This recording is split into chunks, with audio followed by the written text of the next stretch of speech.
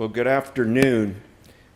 Thank you for coming to Keeping Your Eyes on the Prize, Strategies for Sustaining Hope. We have an extraordinary panel of 4 individuals that I consider personal heroes, and I'm sure you all do too.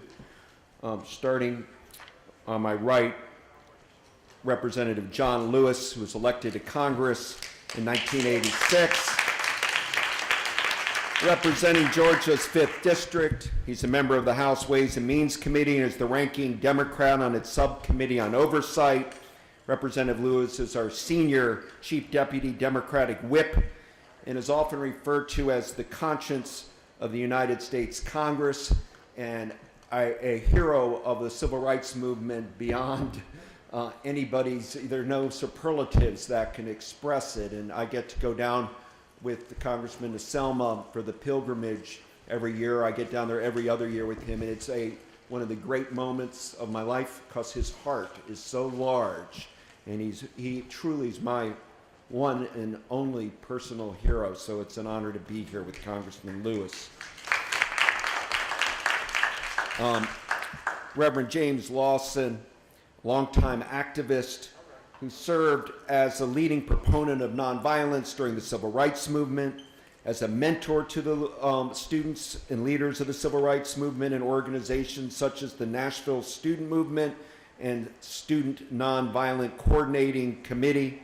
He shares a lot of that great history with John Lewis, with SNCC, and today Reverend Lawson lives in Los Angeles. He continues to train activists in nonviolence and supports a number of causes, including immigrants' rights, Palestinian rights, and workers' rights. Reverend Lawson has a persisting devotion to nonviolent activism to try to make America and the whole world a better place. Reverend Lawson, thank you. April Ryan is the superstar journalist of our time.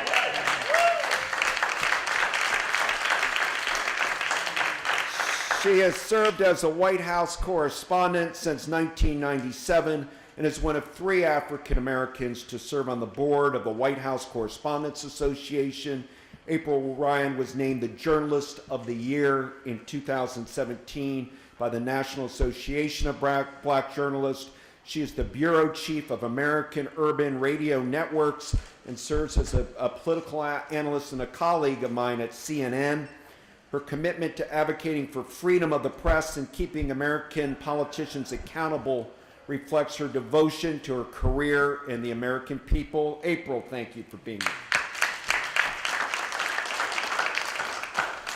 Linda Sarsour is a Palestinian American with an unbelievable passion for political activism. Her career as an activist began in the wake of the September 11th terror attacks on America. She stood up for the rights of Muslim Americans then, and ever since she has dedicated herself to representing and protecting American minority communities. Most recently, she has led protests against police surveillance of Muslim Americans and has advocated for the Black Lives Matter movement. And she served as the co-chair of the extraordinary 2016 Women's March on Washington, which told Donald Trump we're not going to have to just take his inauguration sitting down. Thank you so much. Wanted to begin by opening it up, and Congressman Lewis, if you don't mind to kick it off for us. How does one keep hope? There are a lot of people right now that are feeling a bit tired and bedraggled and exhausted. What does one do when one's spirits seem low? How does one wake up every day keeping optimistic and not, keeping faith alive? Well, Doug, thank you so much for being here. Thank you for moderating this panel. We're very grateful to you for all of your great work as a scholar, author, great teacher, and a wonderful friend. Thank you so much. And I want to thank all the other members of the panel for being here. Jim Lawson has been my teacher for a long time. If it hadn't been for Jim Lawson, I don't know what would have happened to me. But Jim taught me everything that I know. And I just want to say thank you, Jim Lawson, for being you. He has such an influence on so many young people, not just in the Nashville student movement, but all across the South and all across America. This man gave us hope in a time of hopelessness. After the election, I felt really down, on top of down. And I was speaking in Nashville, and after speaking, a young lady came up to me and she said, "Congressman, I need a hug." I said, "I need one too." After the election, I had what I call an executive session with myself. And I cried a little. Because I felt then, and I feel now, that this election was a step backward and not a step forward. I happen to believe that what we did as a nation and as a people, what some of us did, put someone in office that was a threat not only to America, but to the planet. But every so often, to be hopeful and to be optimistic, you have to have an executive session with yourself. Just don't start talking back to yourself. And just say, I'm not going to get down. I'm not going to become bitter or hostile. You may knock me down, but I'm going to get up. I'm going to continue to push and pull, and I'm going to succeed. I told a group of religious leaders in Atlanta last night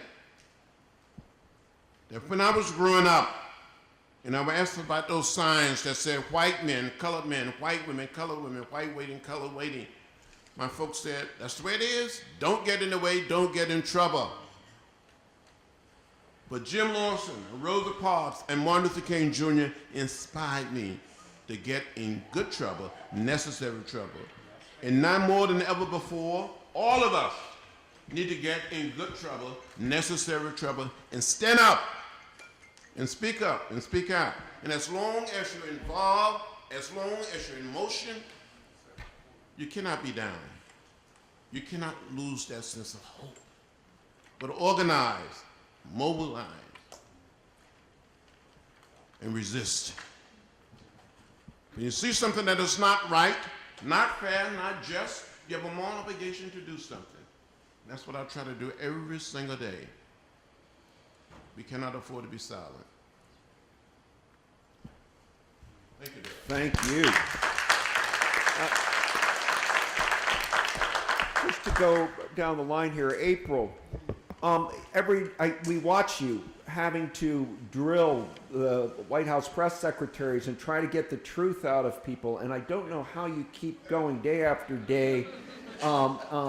How do you do it, and what do people need to do to get more engaged? How, in your opinion, as Congressman Lewis was mentioning? Well, Doug, first of all, it's an honor to be here, and it's good to see this room filling up because you need to be in here. I mean, we have two civil rights icons. I mean, I'm a kid from Baltimore, okay, and my skin is just on fire. I've got goosebumps sitting between two iconic people. But Congressman Lewis is so right. Hope. And understanding who you are in your place. You know, the first couple of weeks was kind of rough for me. You saw it. Yeah, it was viral. There were memes. I was told, stop shaking my head. That was something back in the 50s and 60s. I was told to get the Congressional Black Caucus together because they are my friends. You're my friend. I don't know all of them, but I want to get to know all of them this week. But how do I stay there? Because people that are sitting here and those whose shoulders I stand on put me in that place. I'm a kid from Baltimore. The dogs were called on them. They were peaceful. The hoses were burning their skin, but they were peaceful. If it had not been for them, I would not be able to be in that White House. And there was something very interesting. Ethel Kennedy said to me, she said, I'm a big fan. I said, no, let me stop you right here. I said, if it were not for all of you and your family's just desire for right and push for justice, I would not be in here for you to say that to me. So we have to set history right. And people say to me, you know, how do you stand? I stand because I did nothing wrong. I ask questions about communities that are under the purview of the highest office in the land. There's nothing wrong with that. I didn't do anything to anyone. So if you didn't do anything wrong, why should you feel ashamed and cower? I did nothing wrong. So I ask questions about Russia. I ask questions about the UN. I ask questions about North Korea. But I also ask questions about what's happening. What are you doing for our brothers and sisters in the Caribbean who are devastated now because of the hurricanes? I ask questions about why is the water still unsafe to drink in Flint? I ask questions about why is there now a reversal on the issue of the police officers in Baltimore for the Freddie Gray death. I ask questions about all of these things. It's my right to as a journalist. Black America, brown America are all under that scope, and it's unfortunate in that room that pretty much that I'm the only one asking issues about urban America. Only when you see something that's a crescendo moment, the Trayvon moment, is when mainstream media starts asking, but typically it's that third row seat in the middle that raises their hand and gets chastised just for raising their hand and saying a name. But I did nothing wrong, and I think, and I'm gonna leave you on this, these two gentlemen, along with others, left the blueprint for the African American community, but other communities have picked it up. And it seems that the black community has dropped it. And I have seen over the course of 20 years, the squeaky wheel gets the oil, meaning when you protest consistently and persistently, they listen. And I'm gonna give you an example. We saw the Emmys Sunday night, right? And Sean Spicer pushing out the podium. Anyway, all that news coverage, but what does that come from? That came from the second day when a couple of women were walking around DC, a couple of women were walking around Lansing, Michigan, a couple of women were walking around New York, a couple of women were walking in London and Australia, and it got them so upset that Sean Spicer came out with an ill-fitting suit screaming about the crowd size. So size does matter. Size does matter.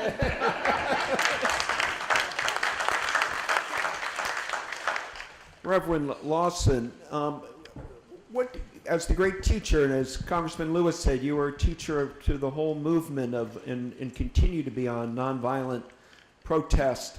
What do you think we need to be doing, people that are concerned about the direction of America today?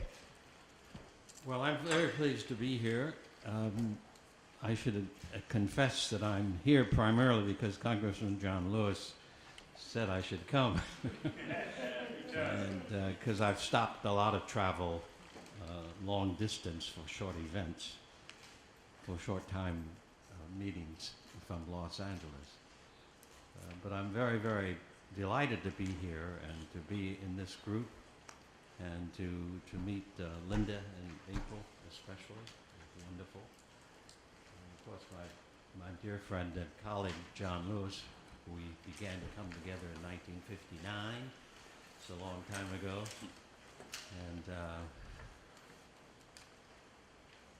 I continue to have the deepest feelings not only of affection but of the witness that John has made. I think that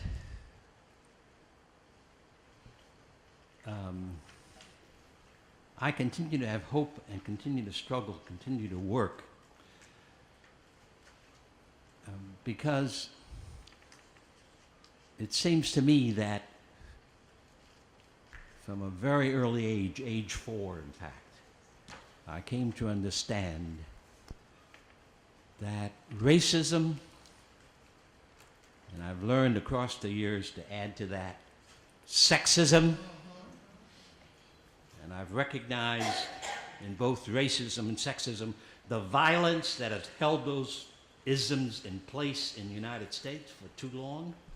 So sexism, racism, violence, and plantation capitalism must be resisted in one's own heart as well as in our families and in the communities where we live. They must be resisted because they are in contradiction to the gift of life itself. They're in contradiction to the Creator. We hold these truths to be self-evident that all are created equal. All are endowed by the Creator. So I'm convinced and learned from an early age that if I want to be engaged in living, I must throw out of my own life that which hurts life and hurts others, and that which hurts the community in which we live. So I think that the single analysis that we must have is that you cannot be against racism if you do not recognize the kinship of sexism that must be dismantled. You cannot be against racism or sexism if you do not recognize you must be against the violence of speech and militarism and war, whether it's in the home, in the street, or in Syria. You must be against it as well. If you're going to be against racism, you better be against plantation capitalism that had a 250-year, 350-year history in this country, and that continues to be the primary economic power that controls our nation, our politics, our culture, our art. So my hope comes from the fact that every single day I wake up and I want to know how I can continue to resist on the one side and how on the other side I can live a life of compassion and truth. Yeah.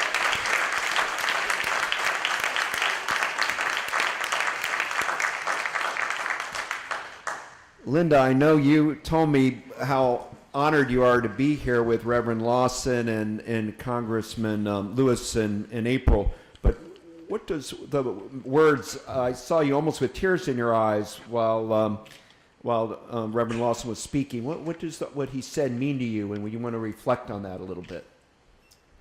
I don't know what I have done to earn this platform on the stage with some of the most remarkable people that we have in our country right now.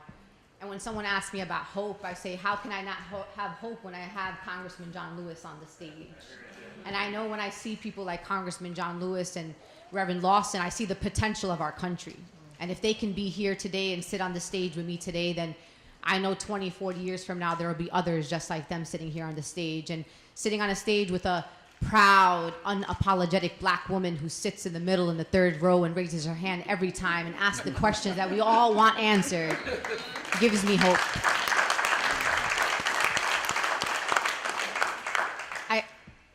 I think for me, and I'll speak for my age range or folks in my generation, I think for me, I have equal parts perpetual hope and equal parts perpetual outrage. I am outraged every single day. Every day when I wake up, I'm outraged. And outrage and rage and that feeling of rage moves me. And what I've learned from other mentors like Harry Belafonte, who's one of my mentors, is I have been trained in Kingian nonviolence. And I have understood that we do walk on the shoulders of giants before us, and understanding that nonviolence is not passive. And it is not to knock people who want to try other tactics, but understanding the power of nonviolent resistance and what it has been able to bring to people in many places around the world. And when we came together to organize the Women's March on Washington, it was an important moment to show the potential of our country. And it was a moment that we were able to show our country what it looks like when Dr. Martin Luther King said, there is a beloved community out there that we need to create and find. I personally found it at the Women's March on Washington. I felt everything that day. I felt inspired. I felt whole. I felt that I saw people from all across the country just come together in a way that I haven't seen, at least in my lifetime of 37 years. So I am just grateful and honored to be here. I resist every day. I wake up resisting. And I hope Congressman John Lewis is proud of us, because every single day we are making good trouble. And how do you know you're making good trouble? When the white supremacists wake up every morning talking about you, about what you're doing, where you're going. When folks that are not against capitalism, militarism, see you as a threat to the profits that they make off of our communities. And we're going to continue to make good trouble. And I appreciate and I'm honored to be here with folks that are making good trouble for us every single day and have done so for generations. Thank you. Thank you. Linda, have you been getting any threats since the Women's March or since your profile's gotten larger? So there's a lot of fragile white men in this country who have targeted many activists on the front lines, including leaders of the Black Lives Matter movement and other folks, anyone who has the audacity to use their voice to speak truth to power and to challenge the establishment and the status quo. And I personally have been one of the major targets of the right wing, specifically to the point where they've flown out to New York and have done rallies against me in front of like the CUNY Graduate Center. Like they're just outrageous and unfortunately threats to my life and my family. And what I want Congressman John Lewis to know is I know that he's been there, done that. And people like him have inspired me to not retreat. I will not be intimidated. I will not be silenced by white supremacists, neo-Nazis, and we will continue to fight for our communities because what they want us to do is to just accept the way it is. And for me, I will not accept an administration that is sexist, racist, misogynist, Islamophobic, homophobic, you name it, that's who they are. And I will not stand for that in this country. But unfortunately, just for folks to know that when you see these young folks at the front lines, that they're out there, but that their lives are in danger and they are putting everything on the line, their communities, their families, their livelihoods. But we're going to continue to do that because our people are worth it. Great, thank you. Yes, go ahead. But the problem is, Linda, and I agree with much of what you say, and of course the threat is always there. I'm convinced that my phones are still tapped. Oh yeah, sure. I'm Muslim too, and so. I'm sure that my computer is under surveillance. That's been since at least the 60s. I was called communist at age 18 in Ohio.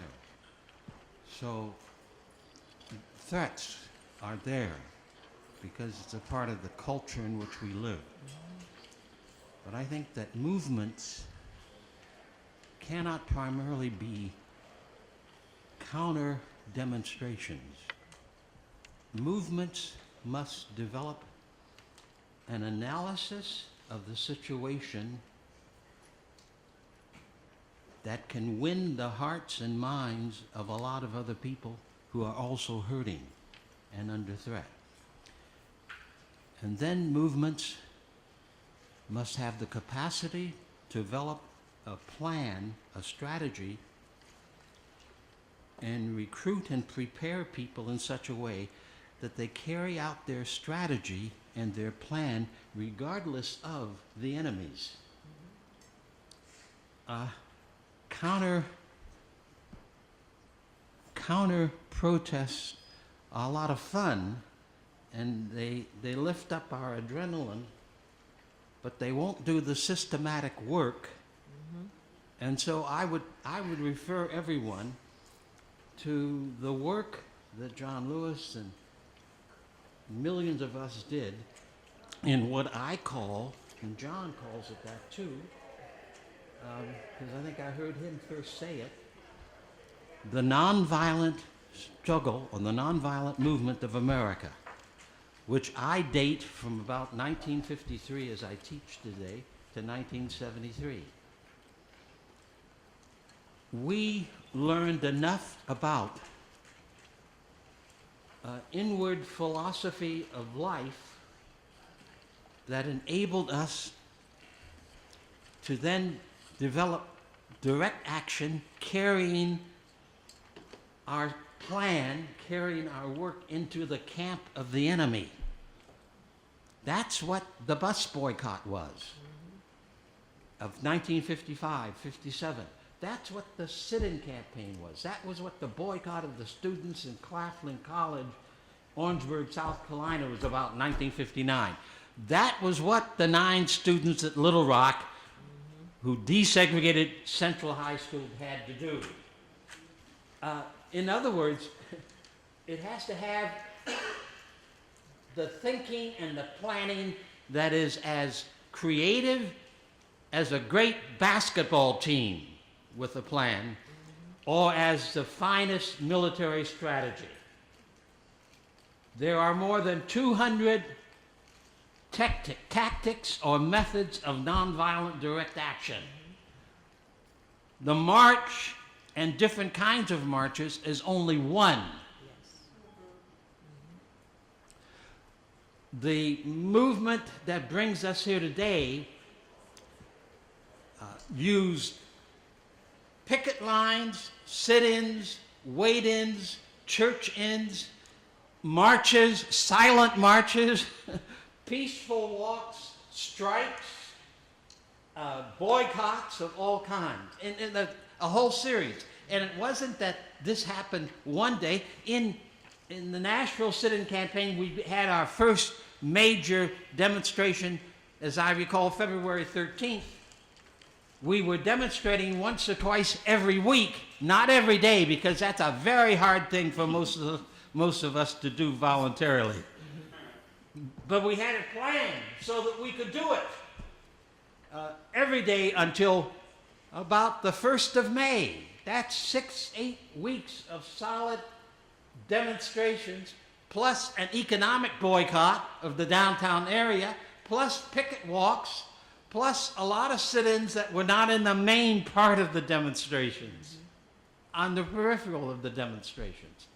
So it was a blueprint of direct action that developed a power in the black community, and with some friends, it developed a power that would not go away without negotiations that changed the situation. So there has to be strategic thinking and planning.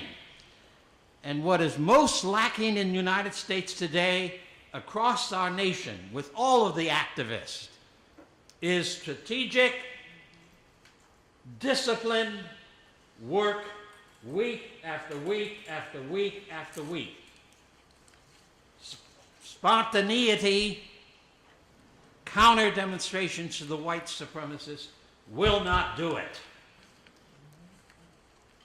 A plan to overturn and dismantle the things in our society that have to be dismantled. It can be done, but it has to be done in a systematic, planned, and it's a costly affair. It's not something that does not cost. It costs us. Congressman Lewis, let's riff off of that. What should young people or all of us make? What can we read? What books should we be reading? And how can we do more than just show up for protests? How can we help ourselves learn how to organize? Well, young people shouldn't make the same mistakes that we made. Jim, we didn't make that many mistakes.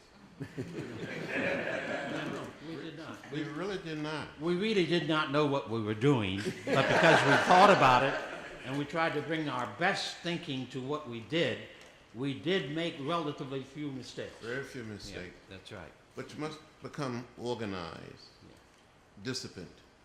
Study the lesson. You know, in Nashville we have what we call the do's and don'ts Yes. of the sit-in movement. Yeah, exactly. And one day was Saturday, February the 27th, 1960. When 98 of us were arrested. And every single student, every single person had a copy of the do's and don'ts. That's right. In the Nashville, Tennessee, and the local newspaper, we printed it. But we became disciplined, organized. So read the literature, watch the film footage, the video. NBC did an NBC white paper on the Nashville sit-in movement. But we were ready. The first time I got arrested, February 27, 1960. We have been told if we continue to sit in, we'll be arrested, go to jail. I wanted to look what we call fresh. Any the guys know anything about looking fresh? Young women? Clean, sharp. Yeah. So I had very little money. I went to a used men's store in downtown Nashville. And I bought a suit. A vest came with it. And you know how much I paid for this suit? I paid $5 for it. If I had it today, I probably could sell it on eBay for a lot of money. I look fresh. I look clean. I look sharp. And we marched. We sat in with a sense of pride and dignity. And some of you read a few, well, a little more than a year ago now, that the Democratic members of the House came together.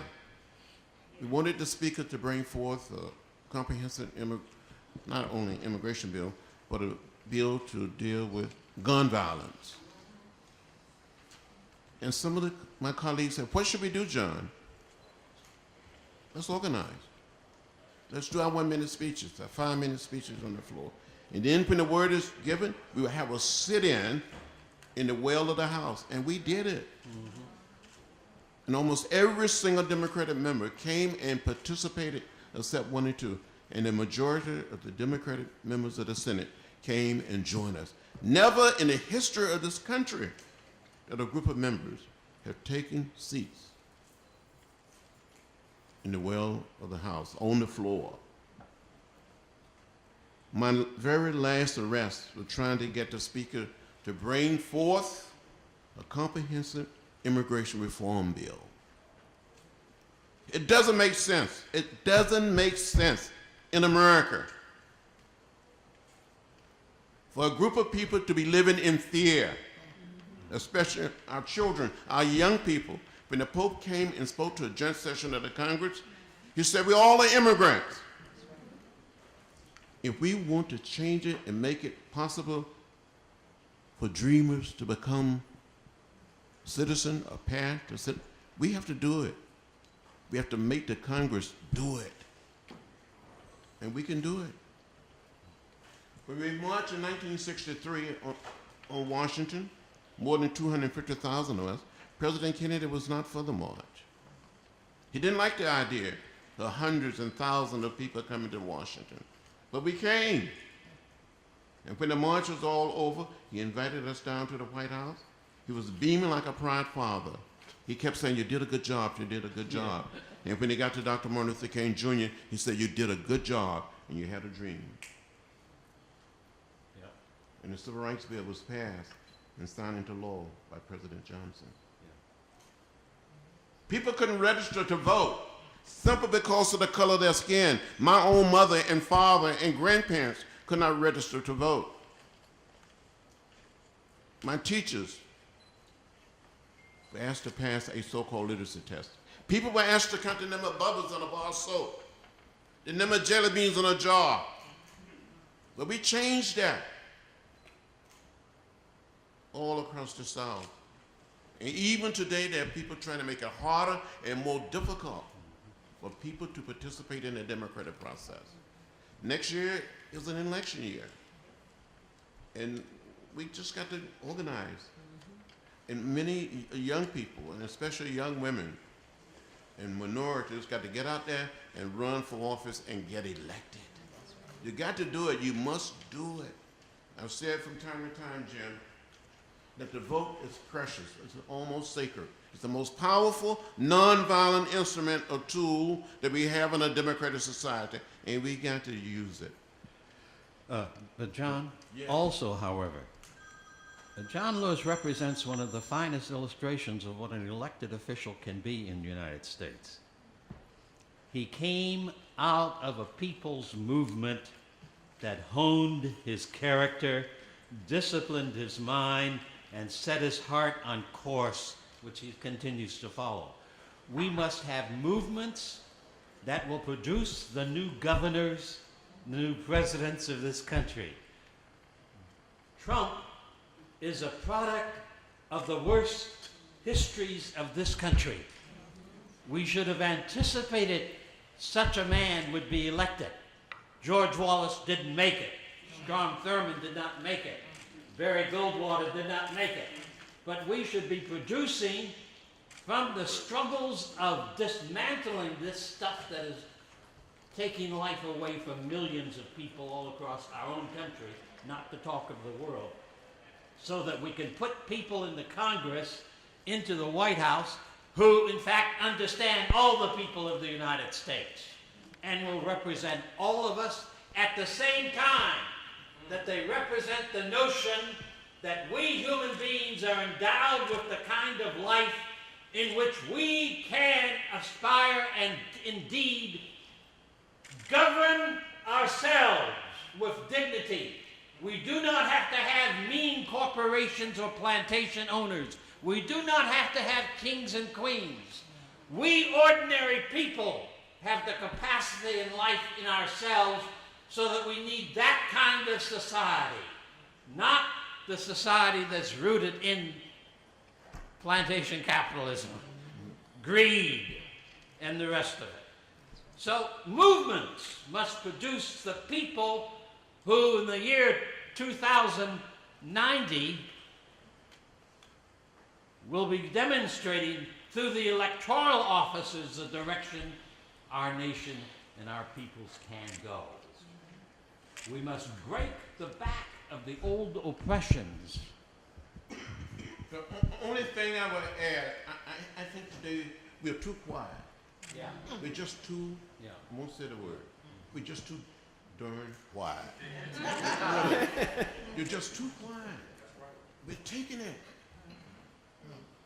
You better, look, during the 60s, we hadn't heard of the internet, Facebook, social media. We didn't have all of that. You're better educated. You're smart, you're gifted, and you have to use it. We should know what is in the food we eat. We should know what is in the water we drink. We should know what is in the air we breathe. We shouldn't be quiet.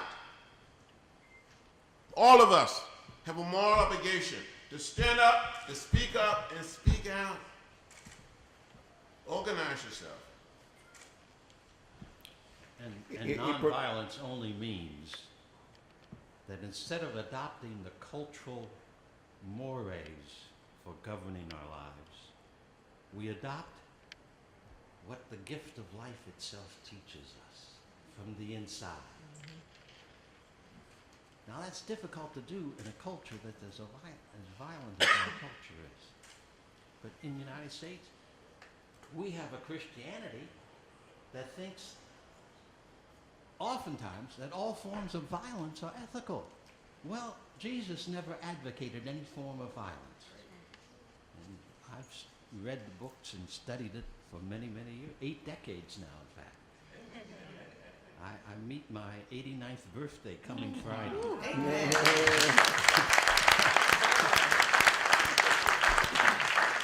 And the Bible has been a chief book that I've read all my life and studied and read many of the commentaries. So nonviolence is nothing more than the love with which we were greeted in life with our birth.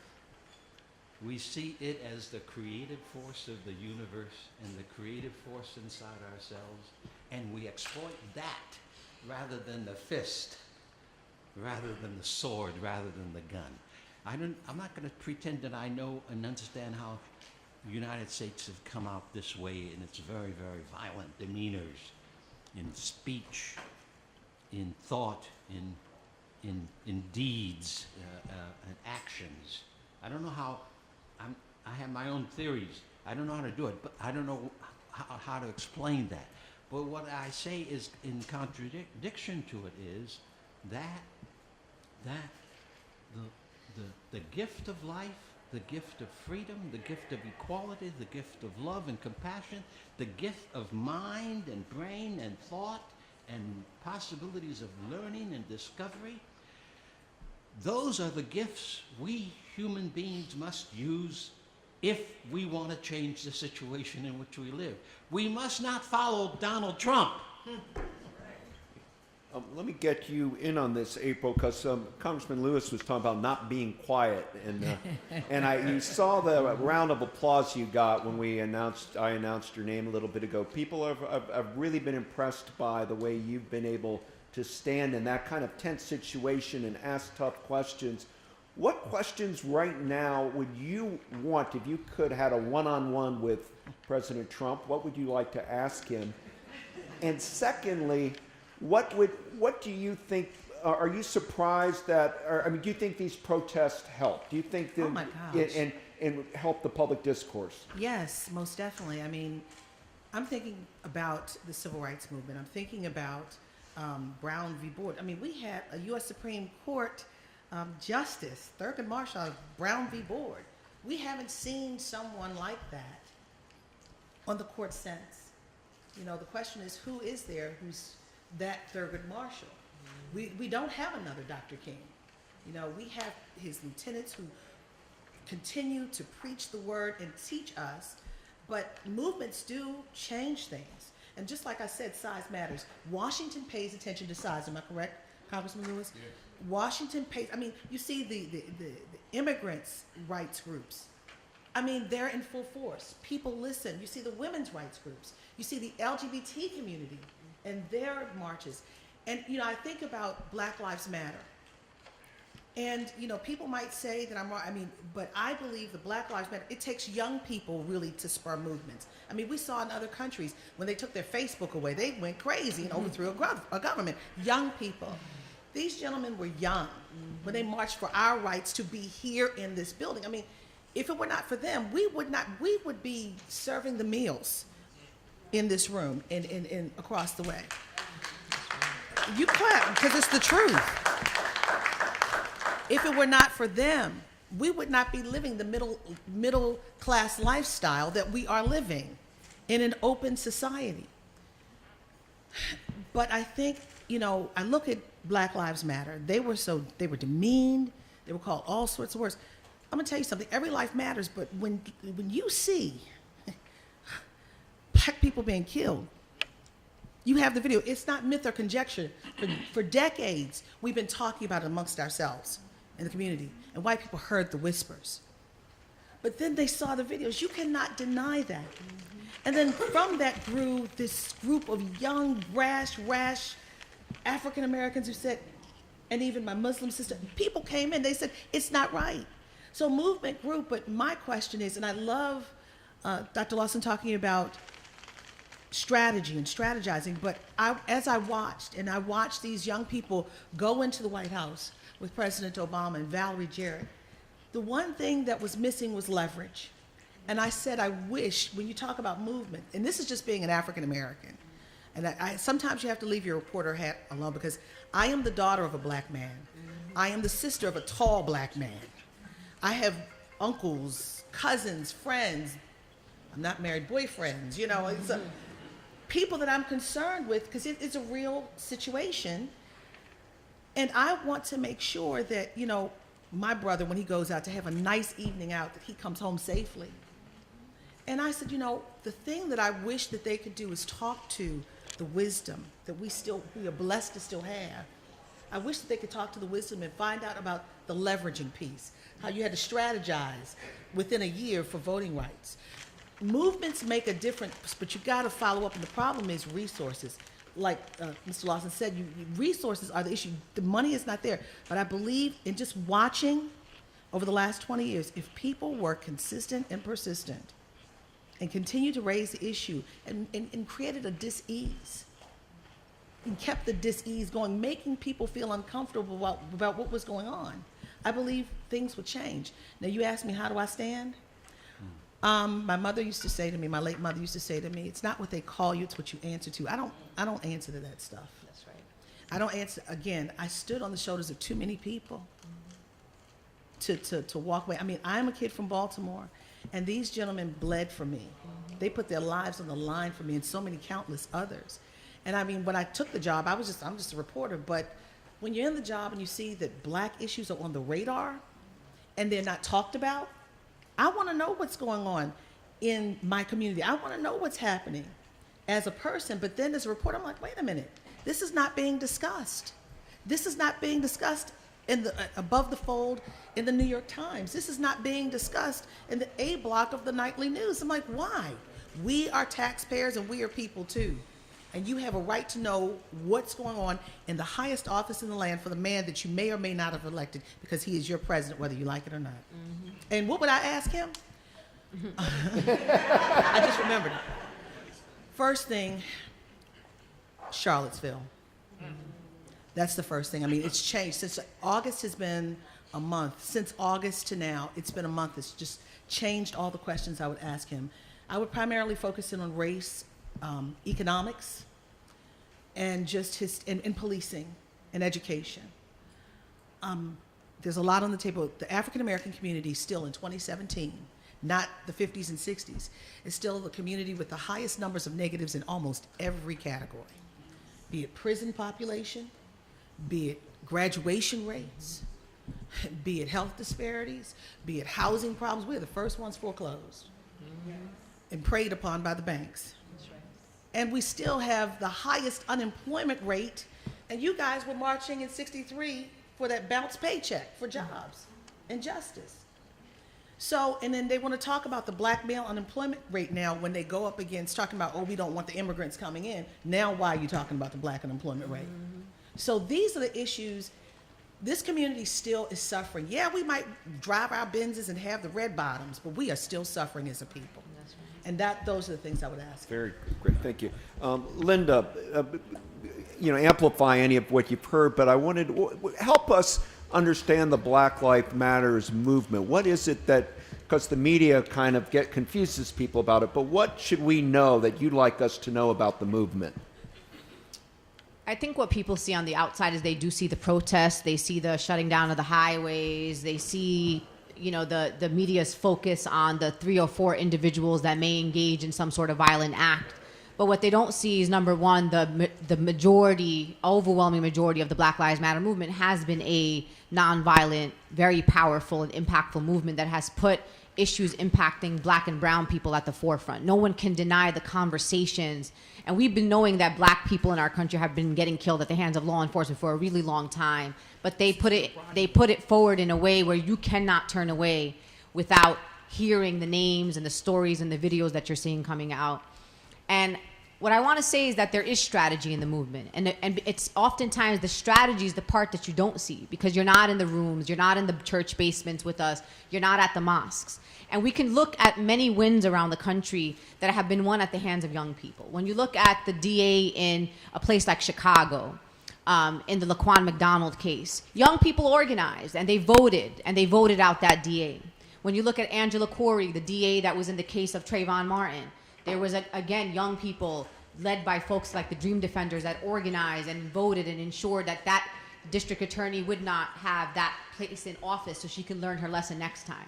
So we've also had an increase of people of color who have been winning local offices across the country. And it is because people like us are finally starting to believe in our potential power in getting an elected office, and we've seen it across the country. In New York, for example, New York was only one of 2 states where we convict 16-year-olds as adults. Imagine that. New York, one of the most progressive states in the country. It was young people, and our Raise the Age campaign and folks at the Gathering for Justice, an organization led by Harry Belafonte. It is us and our work that this year we passed a Raise the Age piece of legislation. So yes, people saw us at Albany. Yes, we were doing the sit-ins. Yes, we were the ones, standing outside, and we were the rowdy ones. Yes, we're the ones that get arrested in front of Mayor de Blasio's house, but then we're also the people that go into the meetings with Mayor de Blasio, because he can't deny our power and our influence and our voice that we have. So I think what we're seeing is a lot of incremental changes, and unfortunately for us, incrementalism has been the way to go. But the generation that I'm organizing with, we don't want incrementalism anymore. We want big, bold change. But some of the challenges, and I'd love to offer these challenges on the table here to Congressman John Lewis and Reverend Lawson, are sometimes our opposition are our own people. Sometimes it's the national mainstream organizations who are standing in our way, and sometimes, if anything, chastising us for the work that we do. If you're not going to be out here with the young people, then sit the hell down and let us do what we do and don't say anything. So then I disagree. We have, and I'm not saying you. And I'm not saying you. No, but I mean. Yeah, but I think because movement has to be intergenerational. Absolutely. And we do have folks in the movement who are our elders, like, for example, Congressman John Lewis, who, by the way, I was honored to get arrested with you in the same day on comprehensive immigration reform. We were in the warehouse together during government shutdown. I will never forget that day, and we got to spend some hours in there together. But my point is, it's not obviously everyone, but there are sometimes in the movements that we are in, there is some folks who are with us, and unfortunately some who are against us and against our tactics. And it causes us to sometimes be left out alone to kind of hang out there. And then people in power will say to us, well, these people over here ain't with you. So what you're doing is irrelevant, because if we don't have these leaders on your side. So there is also a lot of internal rift that we have within the movements that we're a part of. And I think we have to put that out on the table, because if you don't put it out on the table, then we can't address it. But I do want to say there is strategy. And what's new now in the movement, I think was something that we picked up where Dr. Martin Luther King left off, is intersectionality. First, it was about black people and the right to black people. Then Dr. Martin Luther King said, wait a minute, what about poor people? Like, all poor people. And then we went into the poor people's movement. And I feel like what's happening in the movement is that we're not doing anything new. We're just picking up where Dr. Martin Luther King left off. What we're calling it now is an intersectional movement. And now we're having strategy sessions across this country with leaders of the environmental justice movement, because when you look at a place like Flint, it's not just poverty and racial injustice, it's environmental injustice, right? So being able to look at different issues and looking even at the issue of immigration. We as a nation have made immigration a Latino issue. But guess what? A recent piece of legislation that has been introduced would directly impact black immigrants from Africa, right? Diversity visas they're basically ridding the diversity visas, a sibling petition, so family-based petition, limiting that. Those are the people that are the most directly impacted, not in fact Latino immigrants from that perspective of immigration when we look at it. When we look at national security issues in these immigration bills, they directly impact Muslim communities, many of whom, by the way, are black. Like, the thing also, the way that we talk and the conversations we have in this country, the way the media puts out our issues, which makes it harder for us to work on them in the way that we want, is that we separate communities by all these different categories people want to put us in. So when you look at Muslims, for example, I'm Muslim, I'm Palestinian, but a third of Muslims in America are African American. Exactly. So when you're talking about Muslims in the Black Lives Matter movement, why is it out of the ordinary that someone like me would be in a movement like this when a third of my community is black, and they have to be black and Muslim in 2017? So what we're trying to do in the movement right now is say that let's treat people like whole people.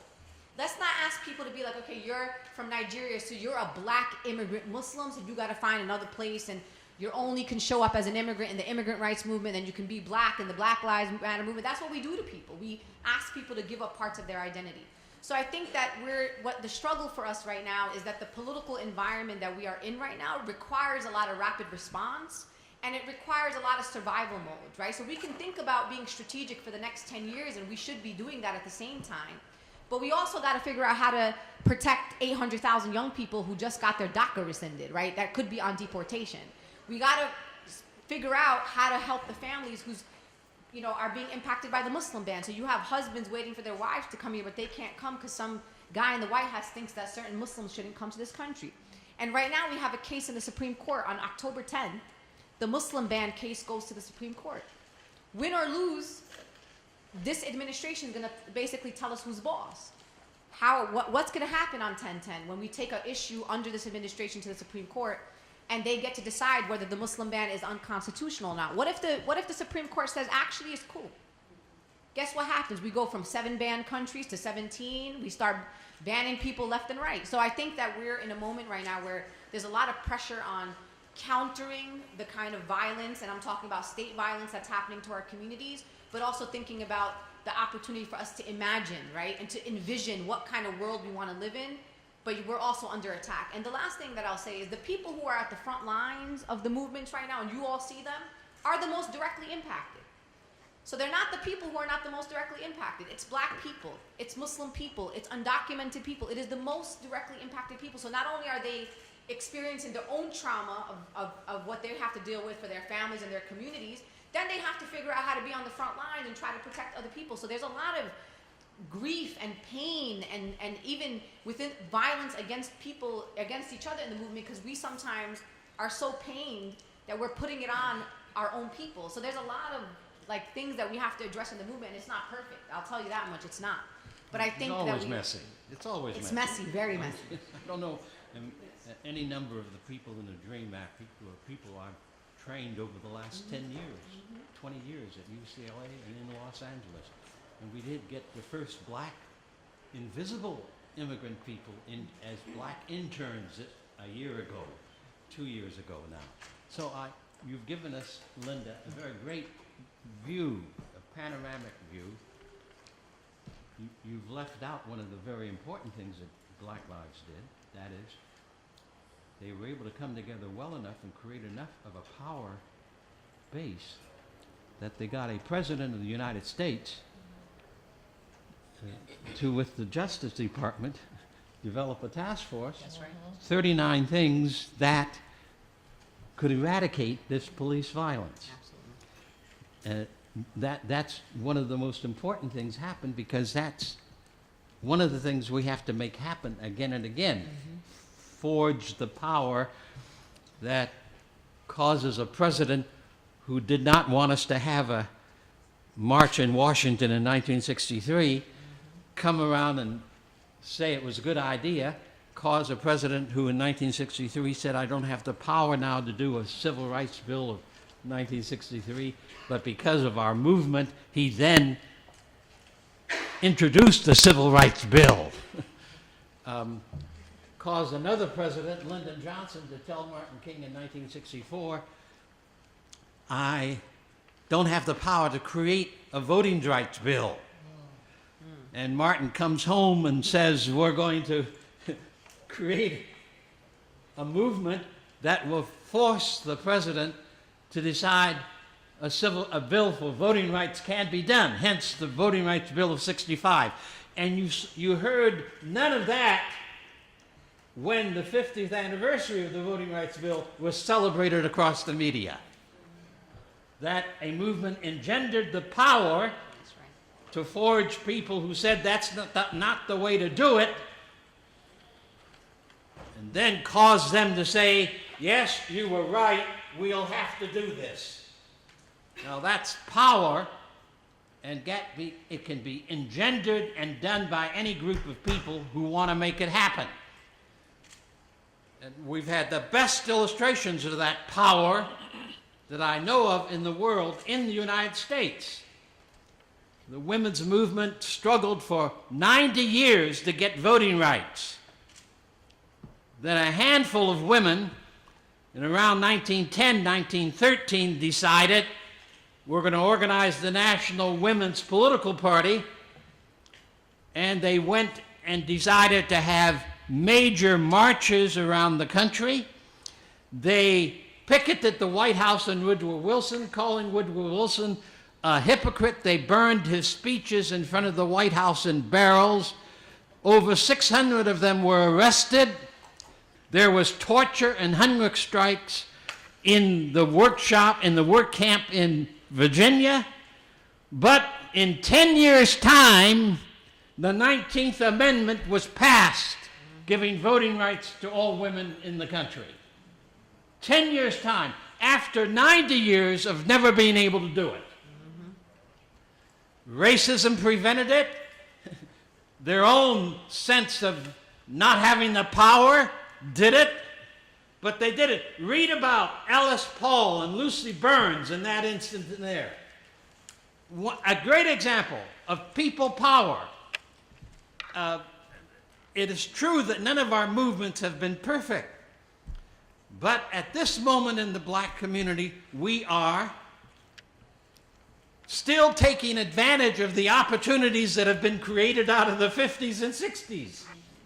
And many voices are moving into all kinds of positions, more than I have ever seen in my own lifetime, more than I know, in every sphere. 5 black people getting Emmys the other night, I counted to the rest of my building. I don't know who were behind the scenes, but above this, unknown. So the advances are still being made out of that one movement of about a 20-year period of disciplined action. In spite of the riots, which were not rebellious, but which took away from the movement. So what I'm saying to you is that only if you imitate what Rosa Parks and Fannie Lou Hamer and John Lewis and Martin King and millions of others did, if you learn about it and imitate it, can America be transformed?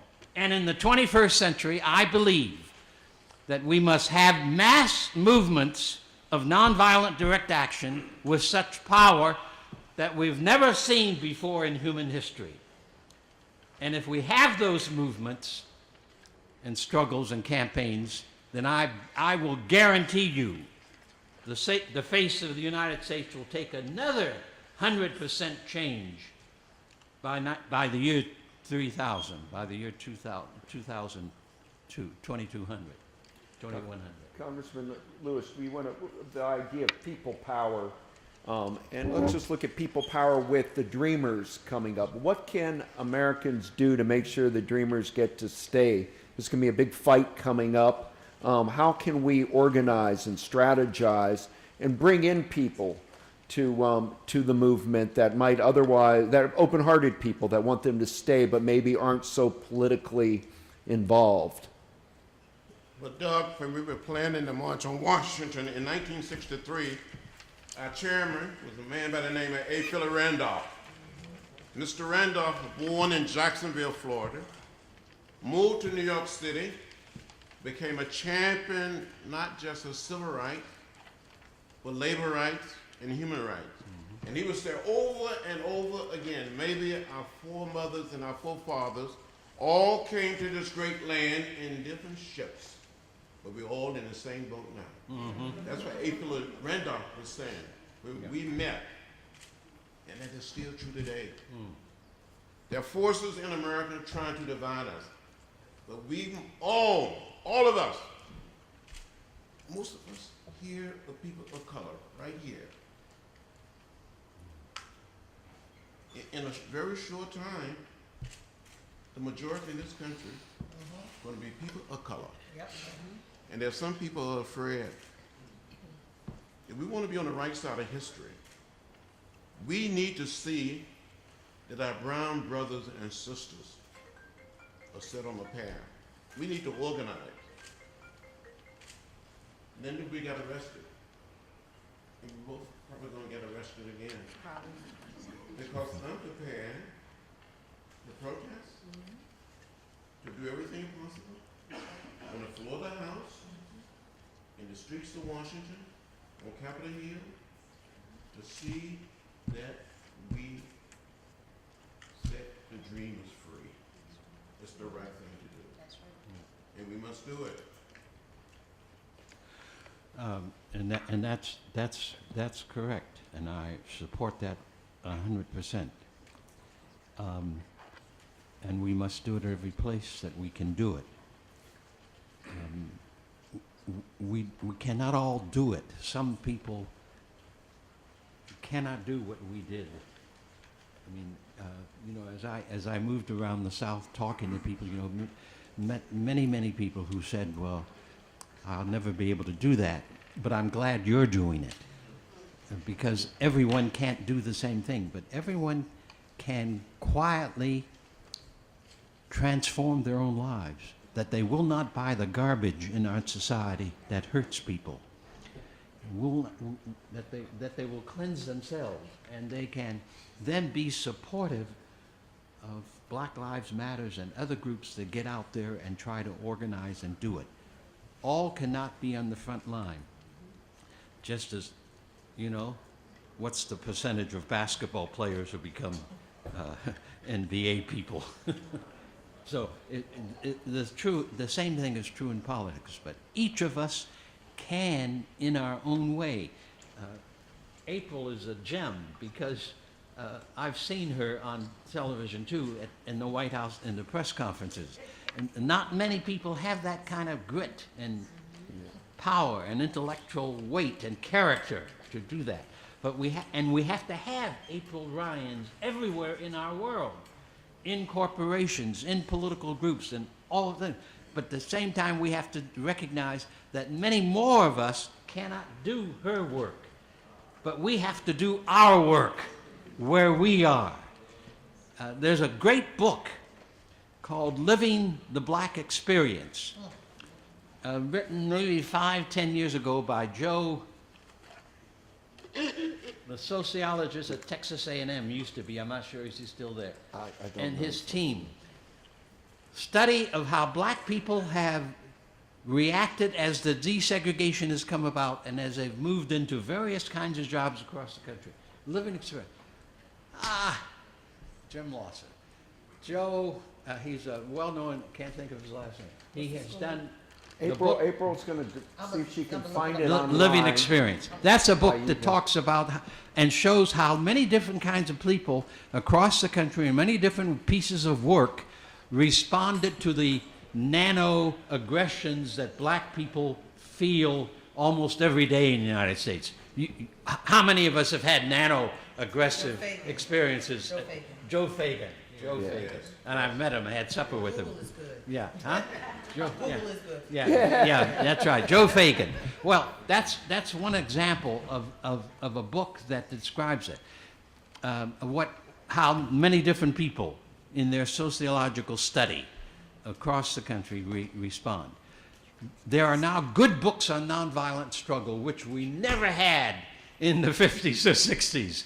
One such book is called A Force More Powerful. That's a Gandhian term. Gandhi said that nonviolent struggle is the creative power of the universe, and it's a force more powerful than any power on earth. And if the human race ever taps that power, they will be astonished at what kind of world we will create. So A Force More Powerful is the first such book of its kind that I know of, published around 1990-some, or maybe closer to 2000. It gives illustrations from the 20th century of every decade of peoples all around the world who use nonviolent struggle to create change in their own lives and in the lives of their countries.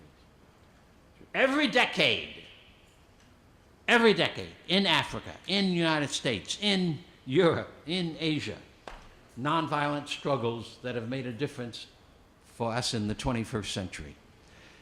So it documents and describes those movements. It doesn't analyze it, doesn't put out a theory of nonviolence, it doesn't put out the methodologies of nonviolence, but it describes it, A Force More Powerful. And there are 6 videos that go with it. There's an HBO movie that I'm hoping to use Saturday in a workshop in LA called Boycott, which is a little bit too long, but does an excellent job of showing how black folk in Montgomery, Alabama were being battered by the racism, by states' rights and segregation laws and all of that stuff, and then and they give a fairly accurate picture of how people were organizing and how finally then they organized the nonviolent bus boycott that lasted 381 days. A good movie that describes it. Selma is a good movie. It has very limited focus, but it's a good movie that describes how we got the 1965 Voting Rights Act. So there are more and more movies being done that have pieces like that can help us learn. But learning from our past is critical. We live out of the past every day. And living out of the past in the present tense, in the present moment, is the discipline we all have to learn. Biologists said that, taught me that. Biologists in the 20th century who said that every single one of us human beings has the debris of the Big Bang in our bloodstreams. So we can't help but live out of the past, but it means raising our consciousness in such a fashion that in the present we do not make the continuous mistakes of the past that therefore keeps the present shackled. April, you wanted to jump in here at all? Yeah, really fast. I think, and maybe I'm wrong, but kind of being a connoisseur of history, and looking at where we are now versus where we were, I think some of these movies are coming out now because we're not doing it now. I believe there is so much of a need for it because we're not doing it now. And I think of Selma. I was so excited when Selma came out. First of all, the people who put it together, and then to see what actually happened, and to see the person who I said, that's Congressman Lewis. That was so cute. I was like, I know Congressman. I was so pleased. I know it sounds crazy, but to sit here with these icons, you just don't know. I'm like a big fan. So anyway, moving on back to that. So Selma, I remember when Selma first came out, there was all of this controversy. No, that really didn't happen. No, it didn't happen. They did not force LBJ to do. I'm like, yes, they did. Mm-hmm. They had to be strategic and push the movement. So people don't understand. They see the glimpses of history, but they don't understand the true undergirding of history. And I think the reason why these movies and there's this crowd in here because people are wondering, what do you do in a time such as this when everything that was old is now new again? Meaning, if you close your eye, turn your head, you would almost think we were back in the 50s and 60s. And I mean, you have people walking without hoods and sheets with tiki torches. What do they think? That is not a party. They are walking to intimidate and instill fear. And I was just in, Charlottesville is a beautiful town. And I would encourage anyone to go to Charlottesville. I was there for the first time in March for a book festival. And I fell in love with the town. It's a very Beautiful little place. It's a beautiful little place. It's this little village, this liberal village of shops and people, not far from Monticello, not far from Thomas Jefferson's home. And this one lady that I became friends with, she's a Jewish woman. She owned this beautiful jewelry store. She said that tragic incident in Charlottesville happened 50 yards from her store. Her husband watched the car run back, and he said, get back in the store. On her, the face of her establishment has her name. That's the name of the store, Lynn Goldman. She's taken the name down now because of that. We are living in a time of fear. We're going back to the 50s and 60s, and how do you stand again? And then to be called, what is it, left? What was it? Left, right? What is it? All right, left, right, alt, left, whatever. Yeah. I mean, you understand what I'm saying? Yeah. But the fear is because the power brokers of our country for the last 50 years or 60 years or more have organized this country around violence. Security is one of the major industries that's growing in the United States. It's true. And that means guns and alarms. It means military strategy. Our economy is a war economy. And while I've passed it over the years, engineers who made good money out of the war economy, we have to understand that war spreads the theologies of war and the psychologies of war. Guns do not spread the ideologies of peace. Guns spread the ideologies of not trusting one another. But at that point, there is this undertone right now, and I'm feeling it in Washington. Ever since there's been a change in the administration, there's been a lot of dis-ease. There's been a lot of hate that we're feeling and seeing. Exactly. And I mean, I'm getting death threats. I mean, many people are getting death threats. But sure. what do you do? And this is what I want to ask. Because, I mean, many people walk in different circles. And people are coming in different ways at us, be it Twitter, be it in our face. Today in 2017, and I want to walk in the philosophy of the civil rights movement. Philosophy of nonviolence. I know. You touched me. I know. But I'm from Baltimore. You got to remember that. I know. And my thought you're is, from America. I'm from You're America. From the United States of America. I am. But when I go home, and you were weaned on a violent history. I was weaned. But what do you do when someone comes to you? And someone did confront me in Charlottesville. Yeah. And the only way I got the white gentleman who said to me, I grew up poor and I knew some people I got out. I'm sick and tired of you always advocating for. I said, what do you mean? I said, and he just kept challenging me. I said, and I ended it, and he walked away because I was fearful. Yes, Because I said, I because I've understand. always said, if someone ever puts their hands on me, you don't know what they're trying to do, and I will go to hurt them. But I'm trying to listen. I'm trying to not lay hands on people, and this is why it's important to be here. But your And- best tool of self-defense, and the police are taught this, incidentally. They're taught that in the moments of instant danger, FBI teaches it. The American Association of Chiefs of Police, they've taught it for 30 or 40 or 50 years. A policeman who suddenly is faced with a gun is taught that the first thing you do is not grab your gun, because you're 99% of the chance going to get shot. The data on this is absolute.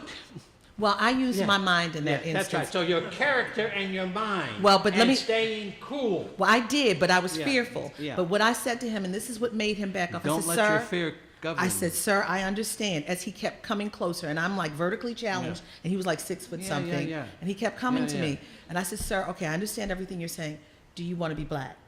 He said, you know my answer to that. You know, and he was just perplexed, and he walked away. But I mean, what do you do? I mean, we need to know. You know what I'm saying? Yeah. We need to know because Well, people. Yeah.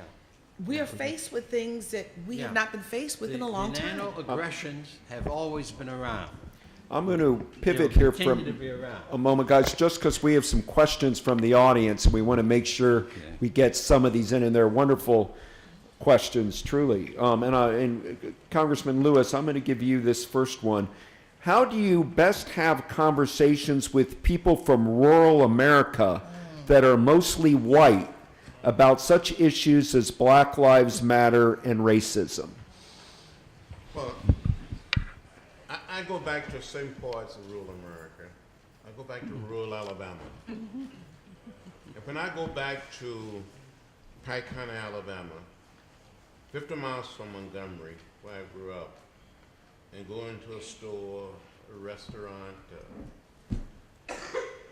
people treat me like a son.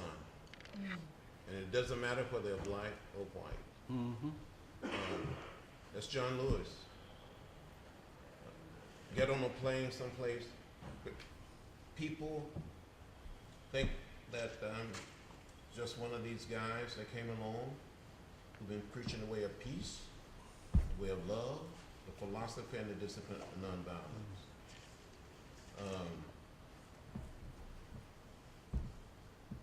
Doug, you know, on one occasion, one of the Klan people that beat us and left us bloody and unconscious during the Freedom Ride in 1961, the same year that President Obama was born, a few years ago came to my office on Capitol Hill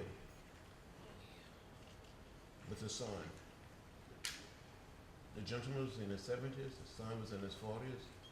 And he said, Mr. Lewis, I'm one of the people that beat you and beat your colleague during the Freedom Ride. He said, I want to apologize. Will you forgive me? I said, I accept your apology. I forgive you. The son started crying. He started crying. They hugged me. I hugged him back. And I cried. Yeah. It is the power of the way of peace, the way of love, the power of the philosophy, and the discipline of nonviolence. I think we have the capacity to change people. I believe that. That's right. I've seen people change in the community where I grew up, where my younger brothers and younger sisters and cousins still live today. So I'm not afraid to go into the backwoods of Alabama or Georgia. And I have this philosophy, it's all gonna work out. We have to be hopeful. You have to be optimistic. And then when the women march, and I just want to thank you for organizing, helping to bring this about. I was in Atlanta, downtown Atlanta, and hundreds and thousands of women showed up. And they asked me, said, Congressman, will you lead our march? More than 63,000 people. People march all around the world. We give them a message. We show them the way. It's all gonna work out. We cannot write off people in rural America.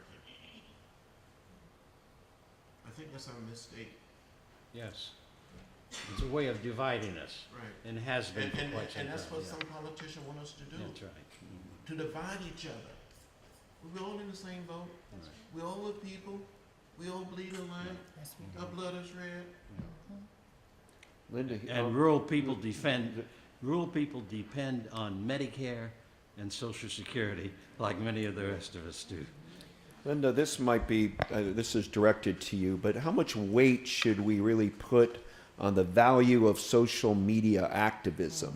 Does the echo chamber cause inaction? I mean, social media activism that's devoid of actual boots on the ground and in the streets and in the communities is ineffective, in my opinion. I think the role of social media is to put our stories out there, knowing that oftentimes mainstream media is not representing our perspective. So social media has been able to force a conversation and force us to, in particular, when topics are trending on social media, it forces people to look and see what is trending, why it's trending, who it's about, what's going on, which is why we know those names like Trayvon Martin. It's why we know Laquan McDonald and Freddie Gray. It's because of the social media activism. But for us, our movements are offline and they are online. And I think we are trying to leverage social media, which is why we also care about things like an open internet. And I think that sometimes people wonder why we're talking about an open internet and what does that have to do with us. But if we do not have an open internet, then we're not going to be able to use the internet to do the mobilizing that we are doing in the moment that we are in right now. So there's a downside to social media too. I mean, we watch movement leaders tear each other down on social media. Everyone's blogging about everybody. There's too many think pieces out there and maybe not as much work that needs to be done in the communities, but I do see the power of it, and I have seen the power of it in the past few years. And it's been a way, again, to put our message out there. You know, we don't have the leverage yet of mainstream media.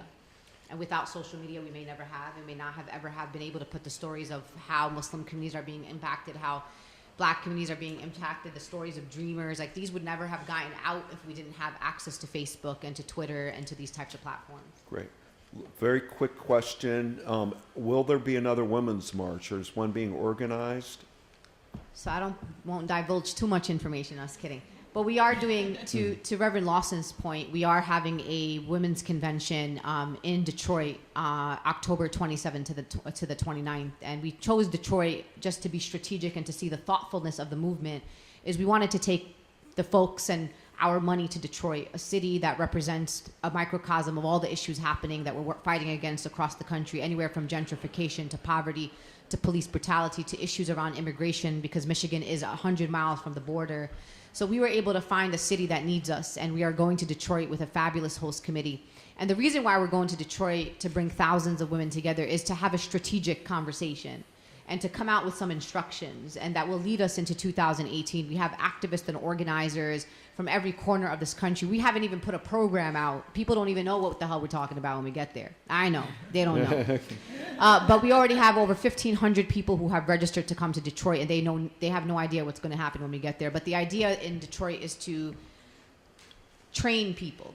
Not everybody in the movement is trained in different tactics and effective voter registration and voter engagement. And to Congressman John Lewis's point, one of the things about the Women's March that's really important is that when people like me and Tamika Mallory, who's African American, who you will see here at CBC, we go to cities across America and we have packed houses, 800, 1,000 people. Guess what? Majority of whom are white.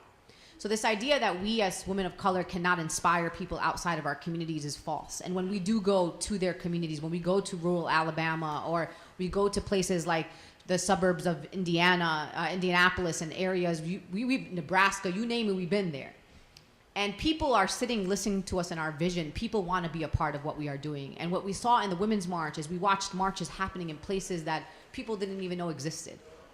And I think what we're trying to inspire is folks in the red states, what we call in the closet progressives, who have been afraid to come out for the issues that they care about in deep red states. And we believe those are the states that are going to be the most powerful messages and to tell us a litmus test of how powerful and influential we are. So those are the women that will be in Detroit. We welcome you all to be there. It's probably going to be majority women, but our brothers are welcome to come and be involved.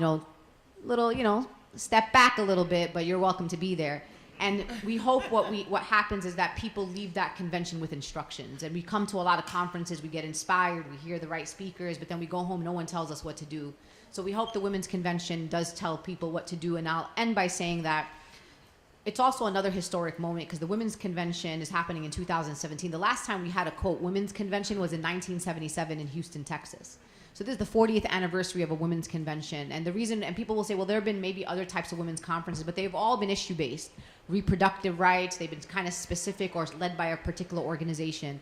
This is an intersectional women's convention that is bringing women from all different expertise areas, organizers and trainers from across the country, and some of the most aspiring and inspiring elected officials, many of whom are women, including people like Stacey Abrams, who could be the next and first governor of the state of Georgia. Those are the types of people we're putting forth, and we are excited to have the potential first Muslim governor of the state of Michigan, for example, the first trans member of Congress potentially in the state of Virginia. So these are the type of inspirational, the new faces of democracy that we will be bringing to the Women's Convention. So womensconvention.com. Thank you. Thank you so much. And one quick last question. April, they want to know, how do we hold networks accountable? And in particular, they're mentioning the coverage of Flint, where it gets covered for a couple days and then the news trucks leave and an issue gets forgotten. News is somewhat cyclical. It depends upon your interest in a lot of instances. And if you're interested, in going to this point, you have to let people know what you like or you don't like. How would they know if you didn't? Twitter. Tweeting stories can help. You guys don't realize the power you have on social media. A lot of these news organizations are watching. Not only that, good emails, letting people know, I want to hear more about this. You have a voice, and we listen, and we're listening to what you have on the table, what you want to hear about. Flint is a primary example. You're not hearing that much about it. The Women's March is going to Detroit, and I guarantee you they may get a blurb because a lot of the mainstream media, if people are not talking about it like they should be, because this movement did a major thing. They made Sean come out in that ill-fitting suit and scream that next day. And then he comes out trying to truck on that thing that he was at the Emmys with. I'm telling you, you don't realize numbers matter, and even numbers calling in. If you want change, you are the change you want. You have to make a difference. I think that any issue, be it Flint, be it injustices, and even the White House, they listen. If people were to rise up against some of these things that they're hearing, with Black Lives Matter or policing, I guarantee you, this president is even asking for 60 days when it comes to DACA. Am I correct? Because there has been an outpouring. You make a difference not only in Washington and the body politic, but you also make a difference with the networks, because you are the advertiser and we use our advertising to you. So if you are not supporting us, we lose out financially. So you have the power. You have more power than you know. Use it. Congressman Lewis, a couple of people wish that you would run for president. Just so you know, I'm not asking you about it, but it did show up here. But one similar to that, they're wondering what would have changed if Hillary Clinton would have won, that Barack Obama had won twice, maybe Hillary Clinton, we had been feeling momentum. What would have been the difference in America if she had beat Donald Trump? Well, let's just continue to wait not long and see what come out of the investigation. I think the truth will come out. That's news. No, it's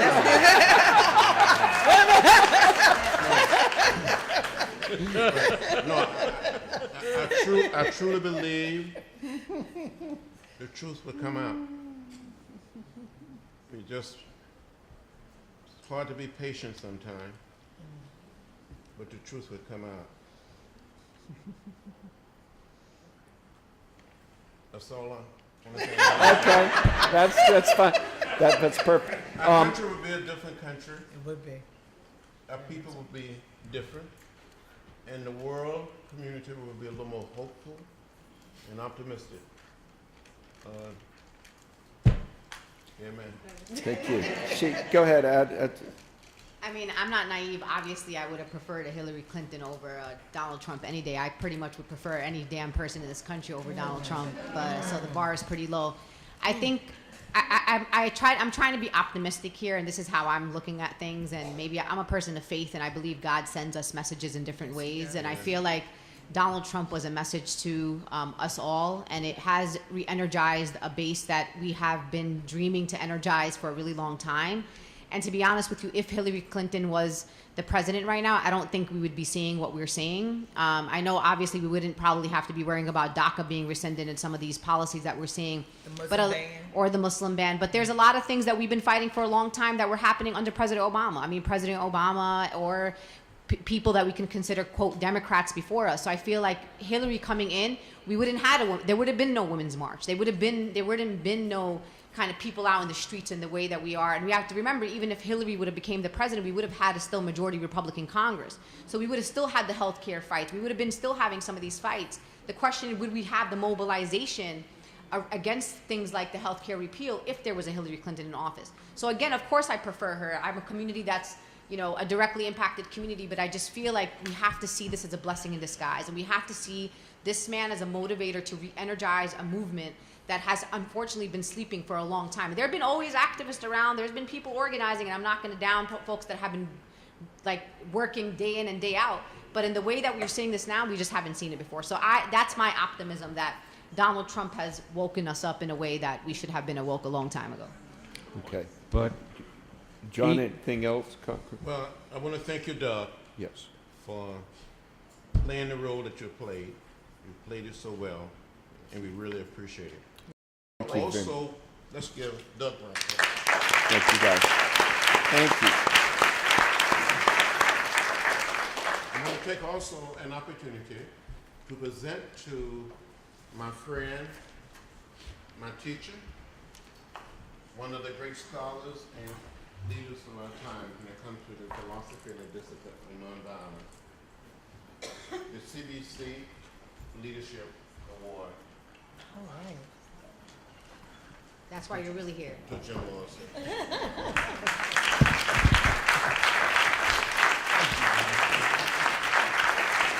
I want to present to each member of the panel, each member, a copy of Marge. And we have her here.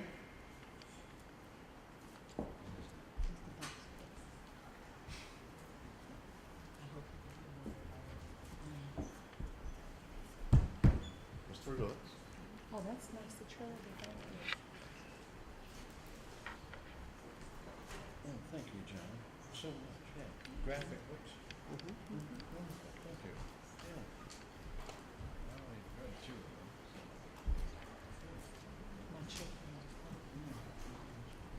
It's amazing. March, book 1, book 2, book 3. It's been translated. I'm not pushing the book.